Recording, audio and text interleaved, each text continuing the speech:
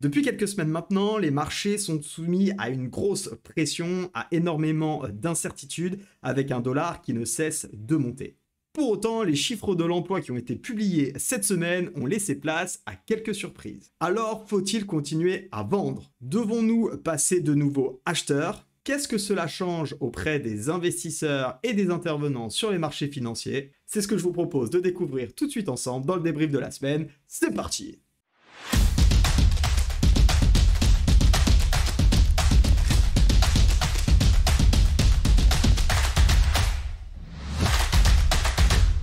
Bienvenue sur ma chaîne et bienvenue dans cette nouvelle émission Série K où je vais te proposer chaque semaine le dimanche que l'on se retrouve pour débriefer ensemble l'actualité des marchés financiers et préparer également nos plans pour la semaine à venir en revenant bien évidemment sur ce qui s'est passé. Alors comment va s'articuler cette émission? On démarrera toujours par un petit débrief ou récap de l'actualité économique de la semaine qui vient de s'écouler. Et puis ensuite, on passera sur nos graphiques afin de voir les différentes configurations qui se sont mises en place et surtout préparer nos plans pour la semaine prochaine. Alors ne perdons pas de temps et je te propose tout de suite qu'on fasse un récap sur les principales news qui sont tombées, voir qu'est-ce qui a animé les marchés cette semaine et on passera ensuite aux analyses graphiques. Prépare-toi, on a des belles choses à voir. Comme je te le disais en préambule, tous les yeux étaient rivés cette semaine sur les chiffres de l'emploi. C'est d'ailleurs les données qu'on a attendues tout au long de la semaine sur la RI quotidienne, si tu me suis tous les après-midi à 13h. Et comme on a pu le voir, le rapport sur l'emploi américain a plutôt surpris. Dans un premier temps, avec 336 000 emplois créés en septembre, ce qui est plutôt une bonne chose, notamment par rapport à ce qui était prévu, à savoir 170 000. Donc une nouvelle qui a plutôt été bien perçue par les marchés. On reviendra dessus dans un instant. Le taux de chômage, quant à lui, reste relativement stable à 3,8%, ce qui est plutôt conforme aux attentes. On est légèrement au-dessus des attentes, mais qui reste finalement sur un chiffre relativement bas et qui pour le moment permet à l'économie américaine d'être relativement résiliente. Alors même si ces publications sont plutôt bonnes d'un point de vue court terme, ce qu'il faut avoir en tête, c'est que ça va quand même amener un petit peu d'inquiétude et c'est pour ça qu'on a vu beaucoup de marchés en range avec peu vraiment de décisions. Pourquoi? Parce que tout simplement, eh bien, le fait qu'on ait du chômage et des créations d'emplois qui soient plutôt bonnes, eh bien, on peut se dire que la Fed serait peut-être probablement ouverte à continuer d'augmenter les taux. Alors d'une part, on a déjà vu le taux obligataire à 10 ans qui a explosé à la hausse avec un rendement désormais à 4,8%, ce qui est absolument énorme. Et puis comme on va le voir sur ce petit graphique que je vais te montrer juste ici, eh bien tout simplement, on le voit, on a des prévisions d'augmentation des taux qui s'élèvent désormais à 27,1%. Donc le fait qu'on reste sur un statu quo a diminué, car comme tu peux le voir ici en one day, eh bien avant, sur la semaine dernière, on était à 80,7%. Donc ça a amené un petit peu d'inquiétude parce qu'on a un petit peu moins de personnes, en tout cas d'investisseurs, qui misent sur un statu quo. Ça reste largement majoritaire. A priori, les marchés anticipent qu'on n'augmente pas les taux. On verra bien évidemment ce qu'il en est, mais c'est ce qui peut aussi eh bien, montrer cette petite indécision. Même si on a des chiffres qui sont plutôt bons au niveau de l'emploi, bah, finalement, on a des marchés qui sont un petit peu dans l'incertitude. Et pour pas dire beaucoup dans l'incertitude, comme on a pu le voir depuis plusieurs semaines, et c'est comme je te le disais, bien reflété par l'augmentation des rendements des taux obligataires. C'est généralement ce qui se passe quand on ne sait pas trop où est-ce qu'on va. Bah, finalement, on a beaucoup de déplacements d'argent dans les obligations et on s'écarte des marchés à risque qui a d'ailleurs été plutôt bien imagé par tout simplement les corrections qu'on a pu avoir ces semaines précédentes. Pour en revenir et terminer sur l'actualité qui a animé nos marchés, il faut noter du côté des matières premières que le pétrole a effacé ses gains du mois de septembre en une seule semaine. On a enregistré une très forte baisse de plus de 10% en 5 séances comme on peut le voir sur le graphique à ce niveau-là. On reviendra dessus tout à l'heure, mais c'est des choses à avoir en tête qui sont intéressantes avec un dollar qui coûte, qui en tout cas prend toujours plus de force et forcément, comme on a beaucoup de pays qui achètent en dollars, bah, plus le dollar monte, plus les ressources aussi sont chères en réalité. C'est notamment ce qu'on voit très bien avec l'or. D'ailleurs, j'y reviens dans un instant. Et donc, comme on a des matières premières qui coûtent plus cher, qu'on a en plus des taux derrière si on veut emprunter ou autre qui sont aussi plus chers, bah, tout coûte plus cher et donc on a moins de demandes. Qui dit moins de demandes dit des prix qui baissent. En tout cas, c'est comme ça que je l'interprète. Et puis ensuite, on a donc les métaux précieux, je vais y arriver, comme l'or, qui souffre effectivement donc de la montée des rendements obligataires parce que non seulement, comme on le disait, le dollar prend de la force, et donc j'ai envie de dire ça coûte un peu plus cher que d'acheter de l'or en réalité, mais c'est surtout que l'or lui n'offre pas de rendement, et donc face à des taux obligataires qui montent, lorsqu'on parle un petit peu de valeurs refuge qui peuvent être l'obligation, les obligations ou comme l'or, finalement on va préférer dans ces périodes-là où on a un dollar qui monte, plutôt aller se protéger sur des produits, des actifs qui permettent d'avoir du rendement, et donc c'est le cas avec les obligations, ce que ne permet pas actuellement l'or, et a priori c'est pas prévu. Je vous propose donc de passer maintenant sur les graphiques pour voir un petit peu ce qui s'est passé plus en détail, et on va commencer avec les indices américains. Concernant les indices américains, donc on démarre avec le King, le SP500, où on le voit toujours dans cette petite correction court terme, mais pour autant on est arrivé sur ce niveau qu'on avait déjà identifié lors des RI quotidiennes sur la semaine passée, les zones des 4300, qui est vraiment le point clé à mon sens sur le SP500. L'idée, c'est toujours la même chose. Est-ce qu'on est reparti pour monter? Est-ce qu'on est parti pour continuer? On a quand même une bougie qu'on peut observer ici en weekly qui est assez intéressante. Elle n'est pas encore haussière, mais ça reste... Et ça montre surtout, illustre très bien l'hésitation qu'on a sur cette zone où on a tenté finalement de franchir à la baisse, et comme on a pu le voir, les chiffres dans l'emploi sont quand même venus de manière générale rassurer les marchés, et donc on a eu sur la fin de semaine plutôt une jolie correction qu'on va d'ailleurs observer lorsqu'on descend en daily. On voit, on casse la zone, on avait un petit canal ici sur les plus petites unités de temps qui avait permis, qui a été cassé, qui avait permis de rompre ce niveau de support, mais comme on l'a dit, c'est un niveau weekly. Bien évidemment, sur une journée ou deux, on peut casser ce niveau-là, je le répète souvent. Attention à ne pas anticiper des cassures sur les grosses unités de temps dans les petites, parce qu'on peut se faire attraper, comme ça a été le cas ici, et je vais pas vous mentir, pas sur le SP500, mais je me suis fait attraper aussi par la police sur notamment le Nasdaq, ça fait partie du jeu, il faut accepter, mais voilà encore une jolie confirmation à ce niveau-là, comme quoi il ne faut pas anticiper trop vite, et malgré tout, on voit pour l'instant une zone qui tient.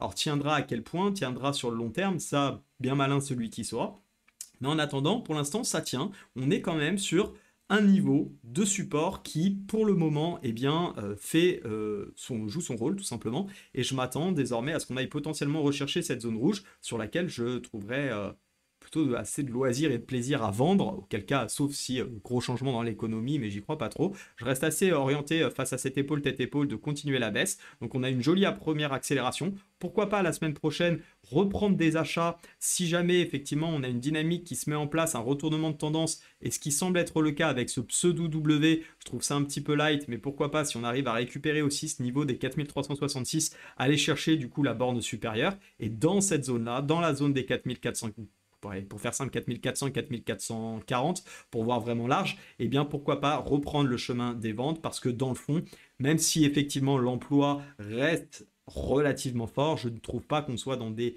dimensions et des perspectives économiques qui poussent forcément à investir énormément, avec énormément d'incertitudes, et d'ailleurs on a pas mal d'actualités économiques de manière un peu plus large qui nous montre bien que rien ne va bien en ce moment dans le monde, et donc je reste assez convaincu de trader cette tendance qui est, à mon sens, en daily est désormais baissière, pour la simple raison qu'on a, d'après la théorie de dos, des plus bas qui sont bien plus bas que les précédents, des plus hauts qui sont aussi plus bas. Donc sur le court terme, pour les plus agressifs, pourquoi pas jouer le rebond jusqu'au prochain niveau de résistance. Pour ma part, je regarderai surtout ce niveau rouge ici sur les 4420 dont je vous ai parlé, pourquoi pas continuer à vendre sur le SP500.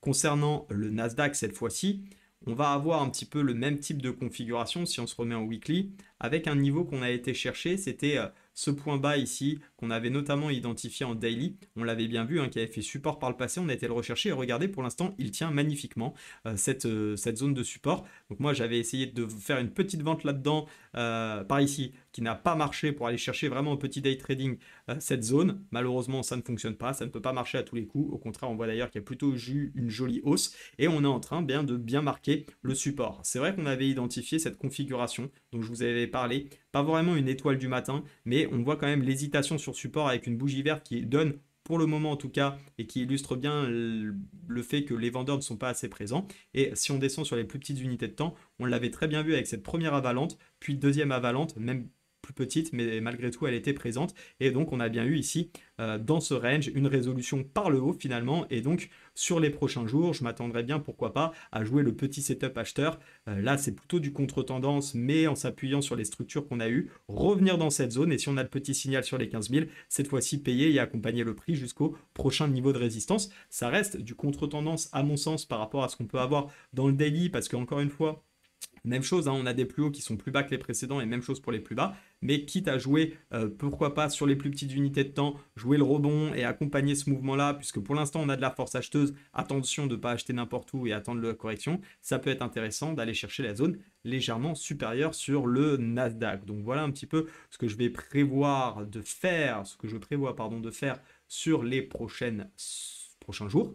Concernant le Dow Jones, on est également revenu sur un joli niveau de support. Alors, c'était moins un niveau de support en réalité. D'ailleurs, le Dow Jones était plus intéressant à travailler cette semaine parce qu'on a bien eu l'accélération baissière au début et on est revenu sur le dernier point bas, zone d'hésitation. On avait commencé à casser et finalement, bon, bah, il a suivi les autres, ses copains américains. On a bien eu la tenue du support et pour l'instant, ça réagit de manière assez intéressante. Donc, dans les prochains jours, qu'est-ce qu'on observe? Bah, lui, il est un petit peu moins haussier. C'est-à-dire que certes, on a eu une belle réintégration, pas de souci, mais on revient pour l'instant sur cette petite zone. On voit d'ailleurs qu'il y a une prise de profit avant la clôture des marchés qui est assez nette. Je pense que si on se met en 1 heure, vous voyez, on a été chercher la zone, petite accélération, on vend ses positions sur la dernière heure des marchés ouverts. On verra un petit peu comment ça ouvre lundi. Pourquoi pas de la même manière, désormais on est au-dessus de cette zone de polarité. Si on a une confirmation, continue à trader jusqu'à la prochaine zone, ici dans les 34 000 pour rester sur chiffre rond, voire 34 050 pour les plus gourmands. Voilà un petit peu ce que je vois sur les marchés américains. Concernant cette fois-ci le DAX, l'indice allemand, ce qui va être assez intéressant, eh bien, c'est de voir également à quoi on peut s'attendre. Ici, on est revenu sur un gros niveau de support. On est clairement dans une tendance désormais daily baissière depuis ici le 31 juillet. D'ailleurs, date à partir de laquelle on a commencé à être vendeur. Je ne sais pas si vous vous souvenez sur les plus petites unités de temps, notamment sur le mois d'août où on a très bien accompagné les mouvements. Eh bien, cette fois-ci, on est plutôt arrivé de nouveau sur zone de support. Attention malgré tout, pour moi, c'est le niveau clé, cette zone des 15 150, 15 170. Et pour l'instant, on la tient. Donc, pourquoi pas repartir sur cette petite tendance court terme qui a repris directement. Là, ici, on le voit bien. Alors, c'est peut-être pas assez pour certains. Pour moi, je trouve qu'on peut commencer à repartir à l'achat parce qu'on a bien une structure de retournement, notamment si on se met en 1 heure. On est clairement sorti de cette petite zone d'accumulation. Est-ce que ça sera suffisant pour emmener la tendance beaucoup plus haut et aller chercher les précédents points hauts et notamment cette zone ici sur les 15 730? Je ne sais pas, j'ai pas la réponse, mais pourquoi pas en tout cas, dans un contexte de rebond, dans un contexte ici où effectivement on a quand même bien baissé et on est quand même sur un support qui a tenu avec une très jolie d'ailleurs avalante encore une fois. Vous voyez à quel point ce signal marche plutôt bien et bien sûr des positions plutôt day trading cette fois-ci accompagnées jusqu'au niveau, pourquoi pas ici dans un premier temps 15 600, puis donc comme je vous disais 15 750 sur la zone supérieure daily qui me paraît être plutôt pertinente. Ça c'est pour le plan DAX. Ensuite on va regarder un petit peu notre CAC 40, comment il se comporte. On l'a vu sur les grosses unités de temps. Malheureusement on avait planché à ce niveau-là et puis on a permis quand même malgré tout fin de semaine, dernier petit coup d'accélérateur, on le voit, petite hésitation justement sous la cassure et finalement on vient se repositionner dessus. Donc pour l'instant j'ai envie de dire on n'a pas totalement cassé le range. La question ici qu'on va se poser c'est finalement sommes-nous sur un pullback ou sur une réintégration? La réponse on l'aura la semaine prochaine. Je vous invite à être plutôt prudent. Pour ma part, regarde plutôt du contexte économique en France, j'aurais bien évidemment plutôt envie de parier sur la baisse. On a eu des grosses chutes cette semaine sur plusieurs actifs. Celle qui a fait la une, c'était Alstom. Vous l'avez sûrement vu, 30% de chute, plus de 30% de chute, sans compter d'ailleurs la baisse déjà qui avait été amorcée dans les semaines précédentes.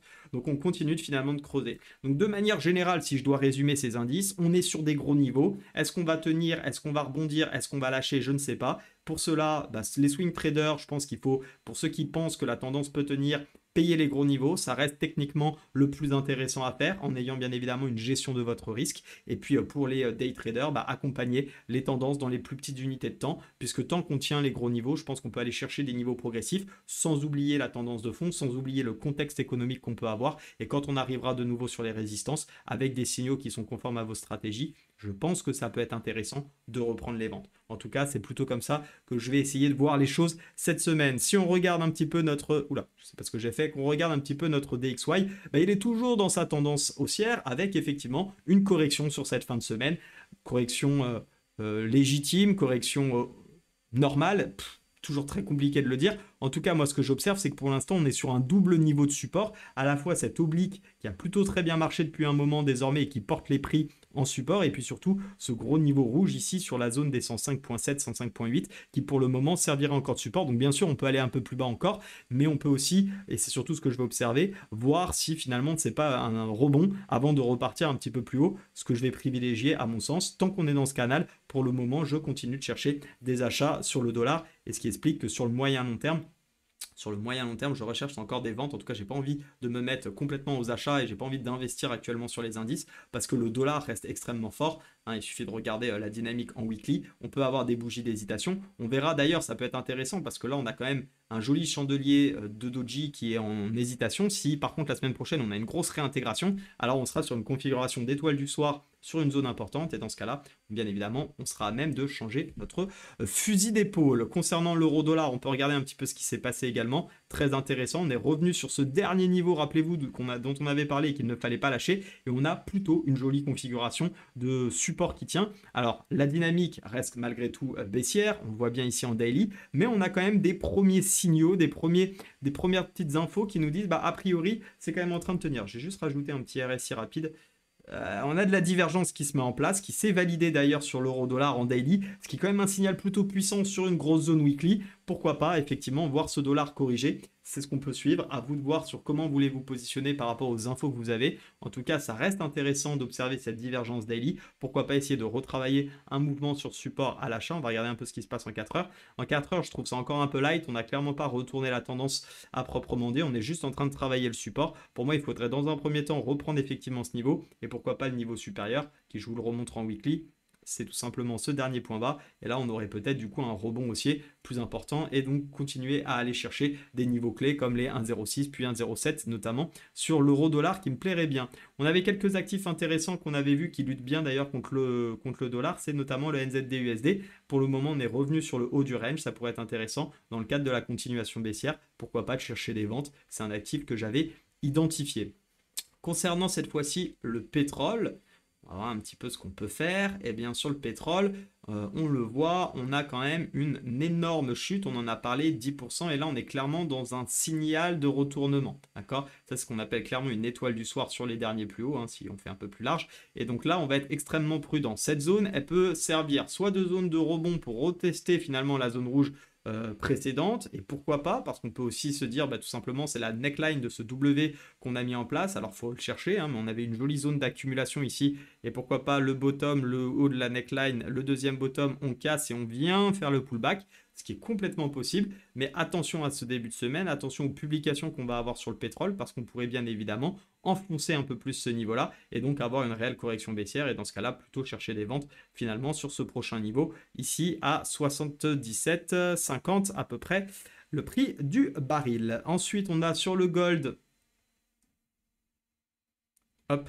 Sur le gold, on est toujours dans cette dynamique baissière. On a fait une nouvelle semaine à la baisse. On en parlait en préambule de notre émission. C'est que le gold, bah, comme il n'apporte pas rendement et qu'on est dans des marchés plutôt actuellement dans l'incertitude, même si c'est plutôt une valeur refuge, bah, en réalité, on préfère aller se mettre dans des valeurs refuges qui rapportent de l'argent, d'autant qu'elles sont plutôt dopées, les obligations actuellement. Donc forcément, ça délaisse un petit peu le gold. Alors pour autant, ça ne veut pas forcément dire que c'est devenu tout nul et qu'il ne faut plus du tout en acheter. Mais par contre, la question, c'est quand est-ce qu'il faut le faire? Et pour le coup, on revient quand même sur un niveau qui est intéressant. Certes, on est toujours dans une tendance baissière, mais regardez le petit niveau de support sur lequel nous sommes. Et si on commençait à avoir quelques informations ici, eh bien, de reprise de dynamique haussière, notamment sur les plus petites unités de temps, comme on a d'ailleurs ce range qui s'est mis en place sous la zone support daily, bah si on arrive à valider ce niveau-là, pourquoi pas, et derrière, ensuite chercher des setup acheteurs pour aller rechercher, pourquoi pas 1878, voire un petit peu plus haut, les 1890. Hein, ça peut, on pourrait avoir un rebond suite à toute cette chute ici qui est assez importante. On peut bien évidemment définir ici des niveaux de Fibonacci, hop, 0,5, vous voyez, qui correspond finalement à un niveau plutôt propre sur le gold. Donc tout ça, c'est bien évidemment à prendre en considération, à observer, et c'est des configurations comme ça qui me plaisent bien. Finalement, certes, c'est un peu contre-tendance par rapport à ce qui se passe dans le fond, mais sur le plus court terme, eh bien, on pourrait avoir sur UT4 pardon, H4, eh bien, avoir cette configuration de retournement. Et donc derrière, sur les plus petites unités de temps, surfer ce H4, surfer ce H1 qui se mettrait également en place. Et derrière, aller chercher donc des prochains niveaux de résistance. On le voit en plus, ici, il y avait eu quand même un gros trou, ça a chuté fort. Donc on pourrait retrouver exactement le même mouvement d'impulsion ici pour aller rechercher des niveaux, prise de bénéfice. Et dans ce cas-là, à ce niveau-là, on verra un petit peu ce qu'on fait. À l'inverse, on réintègre. Bon, dans ce cas-là, on cherche plutôt des ventes jusqu'au bas ici. Et puis si ça casse, on continuera à vendre. On verra un petit peu de quoi demain est fait. On va terminer avec les cryptos. On va voir un peu ce qui s'est passé sur le Bitcoin. En réalité, pas grand-chose. Alors lui, le marché n'est pas encore fermé au moment où j'enregistre cette vidéo, puisque de toute façon, il ne ferme jamais. Mais en tout cas, on voit bien le support qui a bien tenu et on a effectivement une belle bougie impulsive la semaine dernière et on fait face à de l'incertitude cette semaine pour le moment. On ne sait pas trop où on va. On est en train, une nouvelle fois, de faire une petite zone de consolidation suite à l'impulsion haussière. On le voit bien, très joli mouvement haussier. Et désormais, on est plutôt dans une phase plus ou moins de contraction. Si je peux tracer rapidement une sorte de petite phase, vous voyez ici, de sorte de triangle. On voit bien la contraction qui se met en place. Plus de chances a priori, techniquement parlant, de sortir par le haut. On verra si on a suffisamment d'acheteurs qui veulent bien rentrer. En tout cas, pour le moment, c'est intéressant de voir qu'on a quand même ce niveau ici qui pourrait agir en tant que résistance. Donc attention à ne pas rentrer non plus n'importe comment et n'importe où. Mais je privilégie bien évidemment, encore une fois, les achats pour plusieurs raisons. Parce que d'une part, on a tenu le bas de range. Parce que d'autre part, on a une figure de consolidation et de continuation sur les plus petites unités de temps. Et donc pour l'instant, techniquement, il n'y a rien qui me donne envie de prendre des ventes, à part juste le fait de dire j'y crois pas et je veux vendre. Comme je dis souvent, dans le trading, le mieux, c'est de ne pas penser, c'est d'observer. Voilà pour cette émission, j'espère que ça vous a plu, j'espère que ça vous donne une overview de ce qu'on peut faire. C'était un peu un test, donc n'hésite pas à me dire ce que tu en as pensé en commentaire. Mets-moi le petit like, abonne-toi, active la cloche pour être averti justement de tous mes lives chaque jour, du lundi au vendredi, mais aussi des prochaines émissions hebdomadaires où on viendra mettre les petits coups de tournevis où il faut pour faire... peut-être mieux de cette émission, parce que là c'est vraiment un test. Je tente le format, dis-moi ce que tu as aimé, dis-moi ce que tu as moins aimé en commentaire, afin que chaque émission corresponde un peu plus à ce que tu souhaites dans les semaines qui suivent. Je te souhaite un très bon week-end, excellente fin de journée, à très vite sur les marchés, reste prudent bien sûr, ciao.